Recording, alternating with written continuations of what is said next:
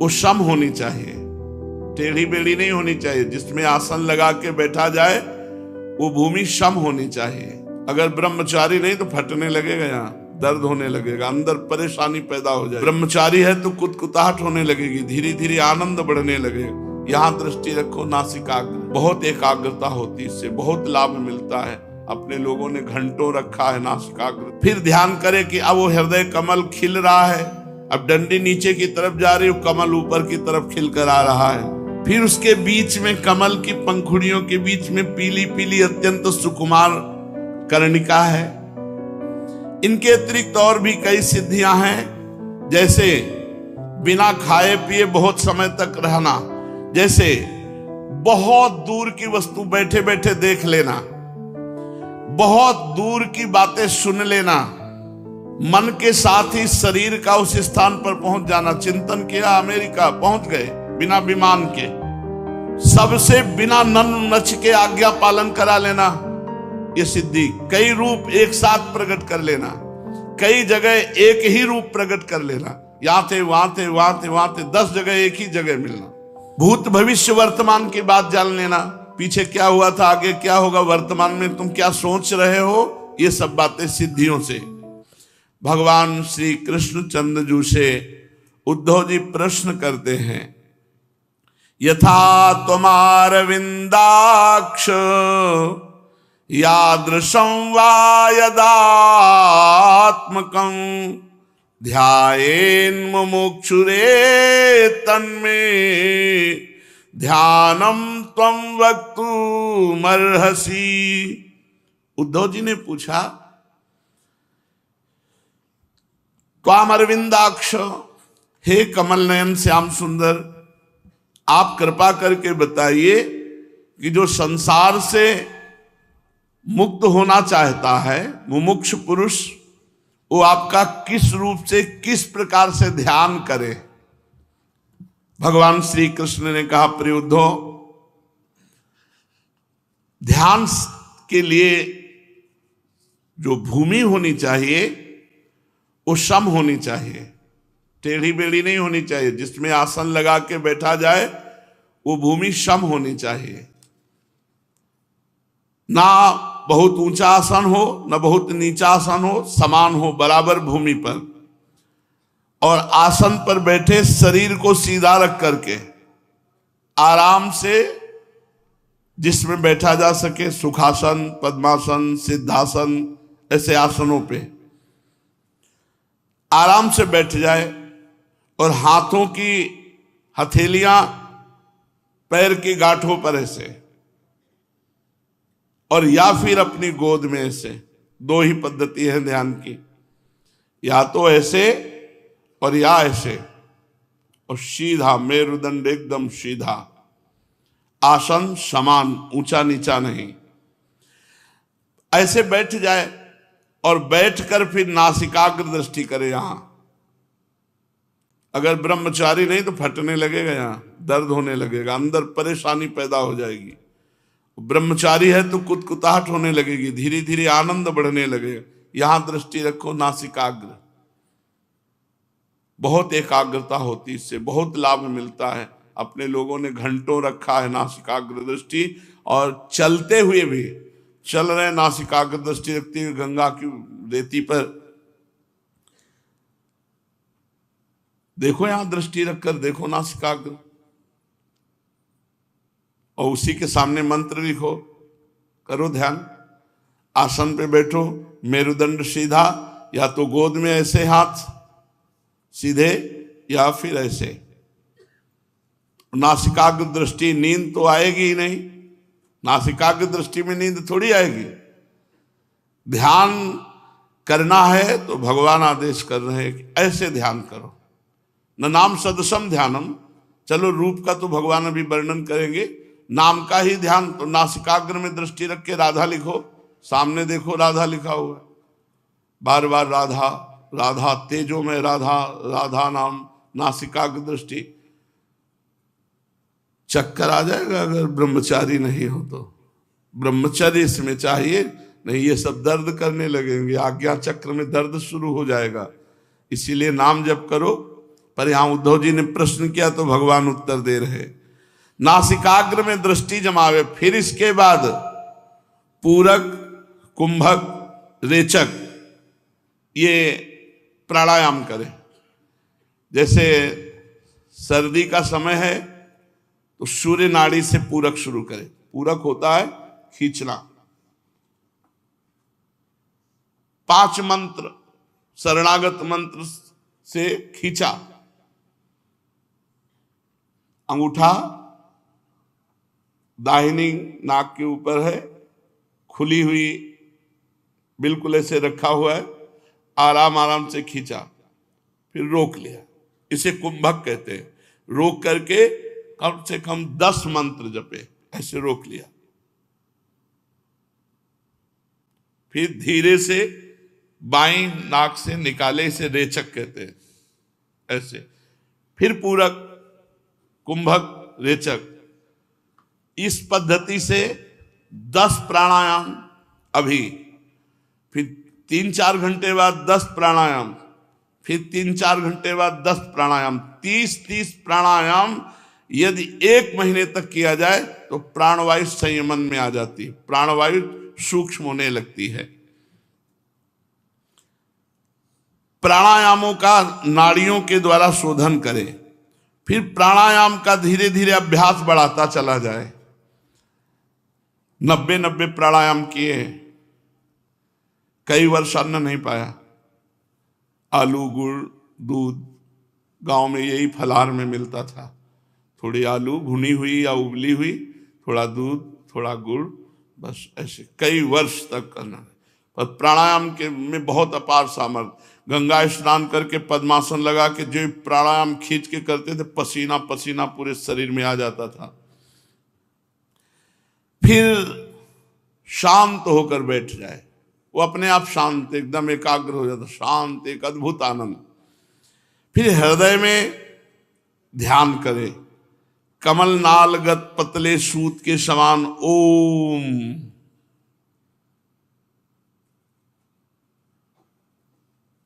ओमकार का ध्यान करे। फिर प्राणों को धीरे धीरे ऊपर खींचे, यौगिक क्रिया। फिर एक ऐसा भाव करे कि खोपड़ी में जैसे घंटा बज रहा हो, ऐसे घंटा नाद अंदर हो रहा है, ऐसा चिंतन करे, वैसे सुनाई देने लगेगा। फिर उस घंटा नाद के स्वर का ताता न टूटने पावे, टन टन टन, जैसे ऐसे नहीं, वैसे दिमाग में वैसे भर गया। अरे सब योगियों के अभ्यास है, तुम्हें तो राधा राधा चिंतन करना है। फिर 30 प्राणायाम, ये जो लिखा है भगवान की कृपा से साधना नैष्ठिक ब्रह्मचर्य में ही हुई है। 30 प्राणायाम, ओंकार सहित प्राणायाम का अभ्यास, ऐसा 1 महीने के अंदर प्राणवायु वश में हो जाएगी। सैनपुर में जब थे तो भी कई बार ये तो अनुष्ठान थे, और नित्य प्राणायाम तो होता ही था। यहां तक हुआ हित धाम तक, जो राधाचरण जी ने कहा फट जाएगी किडनी आपकी, जो जितनी फूली हुई है इसको डिस्टर्ब मत कीजिए, तो सब बंद कर दिया। आसन, प्राणायाम, सिर के बल खड़े होना, ये सब बंद हो गया। फिर ऐसा चिंतन करे कि हृदय एक कमल है, वह शरीर के भीतर इस प्रकार स्थित, मानो उसकी डंडी तो ऊपर की ओर है, मुंह नीचे की ओर। फिर ध्यान करे कि अब वो हृदय कमल खिल रहा है, अब डंडी नीचे की तरफ जा रही है, कमल ऊपर की तरफ खिल कर आ रहा है। फिर उसके बीच में, कमल की पंखुड़ियों के बीच में पीली पीली अत्यंत सुकुमार कर्णिका है, और कर्णिका के चारों ओर जो पंखुड़ियां हैं वो सूर्य चंद्रमा के समान तेजस्वी हैं। सूर्य चंद्रमा अग्नि का न्यास करना। तदनंतर अग्नि के अंदर देखे कि भगवान का बड़ा सुंदर रूप खिल रहा है, प्रकाशित हो रहा है।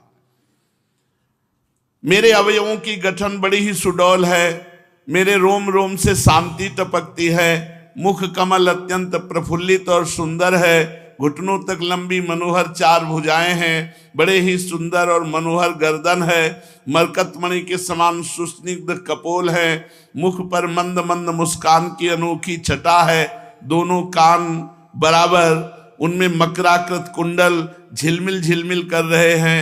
वर्षाकालीन मेघ के समान श्यामल शरीर पर पीतांबर फहरा रहा है।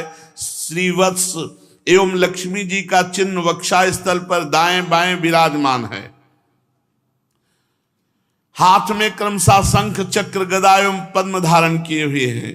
गले में बनमाला लटक रही, चरणों में नूपुर शोभा दे रहे, गले में कौस्तुभ मणि जगमगा रहे, अपने अपने स्थान पर चमचमाते हुए किरीट कंगन करधनी बाजूबंद शोभायमान हो रहे हैं। मेरा एक एक अंग अत्यंत सुंदर एवं हृदयहारी है। सुंदर मुख प्यार भरी चितवन कृपा प्रसाद की वर्षा कर रही है। उद्धव, मेरे इस सुकुमार रूप का ध्यान करना चाहिए और अपने मन को एक एक अंग में मेरे लगाना चाहिए। बुद्धिमान पुरुष को चाहिए कि मन के द्वारा इंद्रियों को उनके विषयों से खींच ले और मन को बुद्धि रूपी सारथी की सहायता से मुझ में ही लगा दे, चाहे मेरे किसी भी अंग में क्यों न हो। जब सारे शरीर का मेरा ध्यान होने लगे तब अपने चित्त को खींच कर एक स्थान में स्थिर करे और अन्य अंगों का चिंतन छोड़ दे। बस केवल मेरे मुख को देखे, मंद मंद मुस्कान की छटा से युक्त मेरे मुख का ही ध्यान करे। जब चित्त मुख में ठहर जाए तब वहां से हटाकर आकाश में स्थिर करे। तदनंतर आकाश का चिंतन भी त्याग कर मेरे स्वरूप में आरूढ़ हो जाए, मेरे सिवा किसी भी वस्तु का चिंतन ना करे। जब इस प्रकार चित्त समाहित हो जाता है तो एक ज्योति दूसरी ज्योति से मिलकर एक हो जाती है। वैसे ही अपने में मुझे और मुझ सर्वात्मा में अपने को अनुभव करने लगता है। जो योगी इस प्रकार तीव्र ध्यान योग के द्वारा मुझ में ही अपने चित्त का संयम करता है, उसके चित्त से वस्तु की अनेकता, तत्संबंधी ज्ञान और उनकी प्राप्ति के लिए होने वाले कर्मों का भ्रम शीघ्र ही निवृत्त हो जाता है। भगवान श्री कृष्ण ने कहा, प्रिय उद्धव, जब साधक इंद्रियां, प्राण और मन को अपने वश में करने लगता है तो उसके पास सिद्धियां आने लगती हैं। जो इंद्रियों पर विजय प्राप्त किए, मन पर विजय प्राप्त किए, प्राणों पर विजय प्राप्त किए और तन्मय है भगवत प्राप्ति के लिए, तो उसको गिराने के लिए सिद्धियां आती हैं। ये सिद्धियां स्वीकार करना कोई अच्छी बात नहीं है। जो भगवत प्रेमी महात्मा जन है वो इसे स्वीकार नहीं करते। उद्धव जी ने कहा, कौन सी धारणा करने से किस प्रकार कौन सी सिद्धि प्राप्त होती है, सिद्धियों की संख्या कितनी है, योगियों को आप ही तो सिद्धियां देते हैं, इसलिए आप कृपा करके वर्णन करें। भगवान श्री कृष्ण ने कहा, प्रिय उद्धव, धारणा योग के पारगामी योगियों ने प्रधान 18 प्रकार की सिद्धियां बताई हैं। उनमें 8 सिद्धियां तो प्रधान रूप से मुझ में ही रहती हैं और दूसरे योगियों में सतोगुण का जब विकास होता है तो 10 सिद्धियां प्रकाशित होती हैं। 3 सिद्धियां शरीर की हैं, अणिमा, महिमा, लघिमा। इंद्रियों की एक सिद्धि है प्राप्ति। लौकिक और पारलौकिक पदार्थों के इच्छानुसार अनुभव कराने वाली सिद्धि का नाम प्राकाम्य। माया और उसके कार्यों के इच्छानुसार संचालित करना ईशिता नाम की सिद्धि। विषयों में रहकर भी उनमें आसक्त न होना वसिता नाम की सिद्धि। जिस जिस सुख की कामना करे उसकी सीमा तक पहुंच जाना कामावसायिता नाम की 8वीं सिद्धि है। अणिमा, महिमा, लघिमा, प्राप्ति, प्राकाम्य, ईशिता और वसिता और कामावसायिता, ये 8 सिद्धियां भगवान में रहती हैं। ये 8 सिद्धियां मुझ में स्वभाव से ही रहती हैं और जिन्हें मैं देता हूं उनको अंश में प्राप्त होती हैं। इनके अतिरिक्त और भी कई सिद्धियां हैं, जैसे बिना खाए पिए बहुत समय तक रहना, भूख प्यास आदि के वेगों का बिल्कुल भी प्रभाव न पड़ना, जैसे बहुत दूर की वस्तु बैठे बैठे देख लेना, बहुत दूर की बातें सुन लेना, मन के साथ ही शरीर का उस स्थान पर पहुंच जाना। चिंतन किया, अमेरिका पहुंच गए बिना विमान के। मन के साथ जहां चिंतन गया वहां शरीर प्रकट कर देना, इच्छानुसार रूप बना लेना, दूसरे के शरीर में प्रवेश कर जाना, जब इच्छा हो तब शरीर छोड़ देना, अप्सराओं के साथ देव क्रीड़ा, दर्शन, ये सब संकल्प सिद्धियां योगियों को प्राप्त होती है। जो संयमी होते, जो जितेंद्री होते, सबसे बिना नन नच के आज्ञा पालन करा लेना, ये सिद्धि। कई रूप एक साथ प्रकट कर लेना, कई जगह एक ही रूप प्रकट कर लेना, यहां थे वहां थे वहां थे वहां थे, 10 जगह एक ही जगह मिलना। भूत भविष्य वर्तमान की बात जान लेना, पीछे क्या हुआ था, आगे क्या होगा, वर्तमान में तुम क्या सोच रहे हो, ये सब बातें सिद्धियों से। शीत उष्ण, सुख दुख, राग द्वेष, इन द्वंद्वों के वश में ना होना, दूसरे की मन की बात जान लेना, अग्नि सूर्य जल विष आदि की शक्तियों को स्तंभित कर देना, जल को स्तंभित करके पादुका पहन करके बिल्कुल सूखे की तरह जा रहा है, सूर्य के तेज को रोक देना, और अग्नि को स्तंभित कर देना, ज्वाला में ऐसे जा रहा कहीं रुआ नहीं झुलसेगा उसका, और विष को पी लेना लेकिन कोई प्रभाव विष का नहीं पड़ेगा, उसकी शक्तियों को स्तंभित कर देना, किसी से कभी पराजित न होना, ये योगियों को सिद्धियां प्राप्त होती हैं। योग धारणा से जो सिद्धियां प्राप्त होती हैं उनका मैंने नाम निर्देशक के साथ वर्णन किया। अब किस धारणा से कौन सी सिद्धि प्राप्त होती है ये बतलाता हूं, सुनो। पंचभूतों की सूक्ष्मतम मात्राएं मेरा ही शरीर है। जो साधक केवल मेरे उसी पंचभूतात्मक शरीर की उपासना करता है और अपने मन को तदाकार बनाकर उसी में लगा देता है, मेरे तन्मात्रात्मक शरीर के अतिरिक्त और किसी भी वस्तु का चिंतन नहीं करता, उसे अणिमा नाम की सिद्धि प्राप्त होती है। अणिमा, पत्थर में भी प्रवेश कर जाना, पहाड़ में भी प्रवेश कर जाना, इधर से उधर निकल जाना, जहां बिल्कुल छेद नहीं है वहां भी प्रवेश कर जाना, अणुता प्राप्त हो जाती है। अणिमा नाम की सिद्धि में वो घोर कठोर पत्थर में भी प्रवेश कर जाएगा और महातत्व के रूप में भी मैं ही प्रकाशित हो रहा हूं। उस रूप में समस्त व्यवहारिक ज्ञानों का केंद्र हूं, जो मेरे उस रूप में अपने मन को महत्वाकार करके तन्मय कर देता है, उसे महिमा नाम की सिद्धि प्राप्त होती है। महिमा नाम की सिद्धि वो कहीं भी जा सकता है। ब्रह्मलोक अभी पहुंच गया, सोचते ही पहुंच गया। आकाशचारी जहां भी जाना चाहे, जहां भी जिस लोक में बेरोक टोक, जिसको महिमा नाम की सिद्धि प्राप्त है, जहां मन लगा देगा वहीं पहुंच गया, वहीं शरीर उपस्थित हो जाएगा। कि रेल में बैठने की जरूरत क्या है, संकल्प किया पहुंच गए जहां जाना है। तो अब इसके लिए योग सिद्धि चाहिए, जितेंद्रियता चाहिए। जो योगी वायु आदि 4 भूतों के परमाणुओं में मेरा ही रूप समझ करके चित्त को तदाकार कर देता, उसे लघिमा नाम की सिद्धि प्राप्त होती है। परमाणु रूप काल के समान सूक्ष्म वस्तु बनने की सामर्थ्य होती है। जैसे हनुमान जी महाराज अति लघु रूप धर्यो, परमाणु सबसे छोटी वस्तु है, मतलब आंखों से दिखाई नहीं देगा, इतना छोटा रूप धर करके जा। अति लघु रूप धर्यो हनुमाना, पैठा नगर सुमिरी भगवाना। ये लघिमा नाम की सिद्धि की मतलब आंखों से दिखाई ही नहीं देगा, इतना सूक्ष्म रूप धारण करके जाया जा सकता है। जो सात्विक अहंकार को मेरा स्वरूप समझकर मेरे उसी रूप में चित्त की धारणा करता है, वह समस्त इंद्रियों का अधिष्ठाता हो जाता है। मेरा चिंतन करने वाला भक्त इस प्रकार प्राप्ति नाम की सिद्धि प्राप्त करता है। प्राप्ति, जो सोचे वो प्राप्त हो जाए, जो सोचे वो तत्काल प्राप्त हो जाए। प्राप्ति नाम की, उसे कोई अप्राप्त नहीं, जो सोचे वो प्राप्त हो जाए। जो पुरुष मुझ महत्वाभिमानी सूत्रात्मा में अपना चित्त स्थिर करता है, उसे अव्यक्त जन्मात्मा सूत्रात्मा की प्राकाम्य नाम की सिद्धि प्राप्त होती है। इच्छा अनुसार जो भोगना चाहे वो तत्काल भोग उपस्थित है और भोगे, जितने काल तक भोगना चाहे भोगे।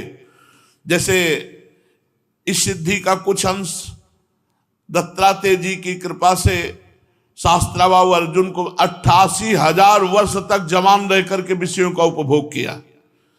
ये 88,000 वर्ष तक इच्छानुसार भोग भोगना। जो त्रिगुणमयी माया के स्वामी मेरे काल स्वरूप विश्व रूप की धारणा करता है, वो शरीरों और जीवों को अपने इच्छानुसार प्रेरित करने की सामर्थ्य रखता है। इस सिद्धि का नाम ईशत्व है। जैसा चाहा वो सामने वाला वैसा ही बोलेगा, जैसा चला वैसे ही चलेगा, कोई भी त्रिभुवन में उसकी आज्ञा का उल्लंघन नहीं कर सकता। इसे ईशत्व नाम की सिद्धि कहते हैं। ये पूर्णता भगवान में रहती है और अंश मात्र में योगियों में प्रकाशित होती है। जो योगी मेरे नारायण स्वरूप में, जिसे तुरी और भगवान कहते हैं, मन को लगा देता है तो मेरे स्वाभाविक गुण उसमें प्रकट होने लगते हैं। उसे वसिता नाम की सिद्धि कहते हैं। जिसको चाहे वशीभूत कर ले, जिसको भी चाहे अधीन कर ले, ये भगवान की वसिता सिद्धि, इसलिए भगवान में ये विराजमान है। निर्गुण ब्रह्म भी मैं ही हूं। जो अपना निर्मल मन मेरे इस निर्गुण ब्रह्म स्वरूप में स्थित कर देता है, उसे परमानंद स्वरूपिणी कामावसायिता नाम की सिद्धि प्राप्त होती है। इसके मिलने पर उसकी सारी कामनाएं पूर्ण हो जाती हैं। जो कामना करे, देखो भगवान के भजन से क्या क्या मिलता है। प्रिय उद्धव, वह रूप जो श्वेत द्वीप का स्वामी है, अत्यंत शुद्ध और धर्ममय है। जो उसकी धारणा करता है, उसे ये क्षय कभी व्याप्त नहीं होते। भूख, प्यास, जन्म, मृत्यु, शोक, मोह, इन 6 उर्मियों से वो मुक्त हो जाता है। उसे शुद्ध स्वरूप की प्राप्ति होती है। मैं ही समष्टि प्राण रूप आकाश आत्मा हूं। जो मेरे इस अनाहत नाद का चिंतन करता है, वो करोड़ों कोस दूर बैठकर सुन सकता है। करोड़ों कोस। वो आदमी अमेरिका में इस समय ये बात कर रहा है, उसको सुनाई दे रहा है, कान से सुनाई दे रहा है। तुम मन से कुछ बोल रहे हो, अच्छा तुम ये बोल रहे हो, तो आदमी एकदम अवाक हो जाता है। ये बात कैसे पता? ये सब सिद्धियां हैं। और ये जिनको सब सिद्धियां प्राप्त होती, उसको प्रेम प्राप्त नहीं होता। इसीलिए रिद्धि सिद्धि पेरे बहुआई, बुद्धि लोभ दिखावे भाई, होए बुद्धि जो परम सयानी, तिन तन चितई ना नहीं। लुभायमान साधक हो जाता है कि यार कुछ तो हमें भी आना चाहिए, नहीं कुछ दिखा, पर इसके लिए बहुत ऊंचे उठना पड़ता है। अल्पाहार, पवित्रहार, इंद्रियों पर विजय, मन पर विजय, निरंतर भगवदाकार वृत्ति, तब सिद्धियां सब आती हैं। पर संत जन इन सिद्धियों का तिरस्कार कर देते हैं और भगवान को नमस्कार करते हुए उनके लिए रोना, उनके लिए तड़पना, ये जिसको ये सिद्धियां प्राप्त होती वो नहीं प्राप्त होती। एकांत में बैठकर भगवान के लिए रो रहा है, भगवान के विरह में तड़प रहा है। तो बहुत सी सिद्धियों का भगवान ने वर्णन किया। शेष चर्चा आगे। श्री राधा वल्लभ लाल की।